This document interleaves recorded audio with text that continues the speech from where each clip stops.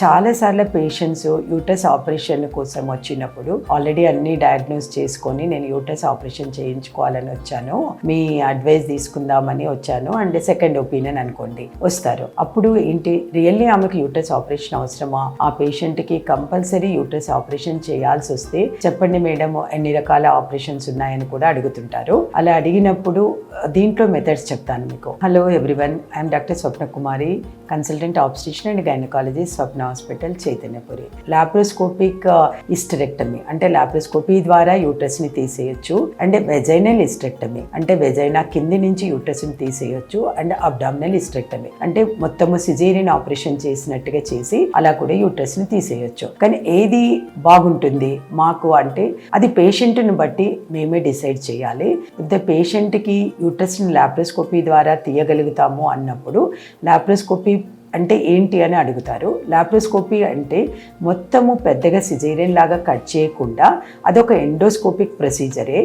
ఒక చిన్న హోల్స్ చేసి ఆ హోల్లో నుంచి యూట్రస్ని తీసేస్తాము అని చెప్తాము. యూట్రస్ అంత చిన్న హోల్లో నుంచి ఎలా తీస్తారు మేడం, మీరు చిన్నగా ముక్కలు ముక్కలు చేసినప్పుడు అది కడుపులోకి పడిపోతాయి కదా, అది డేంజర్ కదా అని మళ్ళీ నెక్స్ట్ క్వశ్చన్ అడుగుతారు. బట్ అలా చెయ్యమమ్మా. యూట్రస్ని మాత్రము మొత్తము లాప్రోస్కోపిక్ ప్రొసీజర్లో మేము యూట్రస్ని సెపరేట్ చేసిన తర్వాత దానిని ఆ యూట్రస్ని కింద నుంచి మనం బేబీని ఎలా డెలివరీ చేసుకుంటామో అలా కింద నుంచి యూట్రస్ని తీసేసి ఆ ఓపెన్ అయిన ఈ దాన్ని వాల్ట్ అంటాము. ఆ వాల్ట్ ని కింద నుంచి క్లోజ్ చేస్తాము. పైన మాత్రం మీకు 3 హోల్సే కనబడతవి.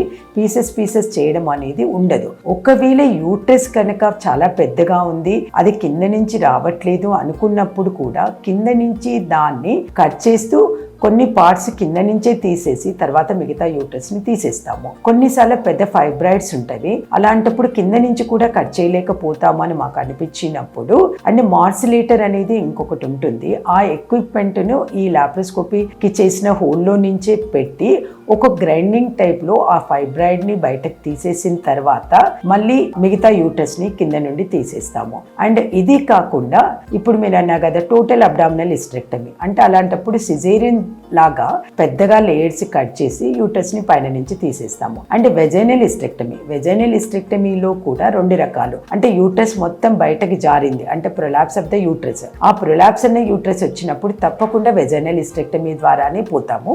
అండ్ ఇంకా ప్రొలాప్స్ లేకుండా కూడా యూట్రస్ మోడరేట్ సైజులో ఉన్న నార్మల్ సైజులో ఉండి హెవీ బ్లీడింగ్ ప్రాబ్లం ఉన్నప్పుడు NDVH అంటే యూట్రస్ డిసెండ్ కాకుండా కూడా వెజైనల్ హిస్టరెక్టమీ చేసుకోవచ్చు. ఆ పద్ధతి కూడా బాగా ఉంటుంది. బట్ లాప్రోస్కోపీలో ఒకటి ఏంటంటే మనకు లోపల ఉన్న ఆర్గాన్స్ క్లియర్ గా కనబడతాయి. NDVH లో యూట్రస్ వరకు యూట్రస్ అండ్ అవసరమైతే ఓవరీస్ ట్యూబ్స్ కూడా రీటైన్ చేయాలా తీసేయాలా అనేది కూడా చేయొచ్చు. ఈ 3 పద్ధతిలో మీకు ఏ డౌట్స్ ఉన్నా కూడా మీరు డాక్టర్ దగ్గరికి వెళ్ళినప్పుడు మీరు ఏది కంఫర్ట్ గా ఫీల్ అవుతారు, ఏది నాకు అడ్వాంటేజెస్ డిసడ్వాంటేజెస్ ఉన్నాయి అన్ని పర్ఫెక్ట్ గా తెలుసుకోండి. పక్కన వాళ్ళని అడిగి కాకుండా డాక్టర్ అడ్వైజ్ ప్రకారము మీ డౌట్స్ అన్ని తీర్చుకొని ఆ ప్రకారము ఆ పద్ధతిలో సర్జరీ చేయించుకోండి. Thank you.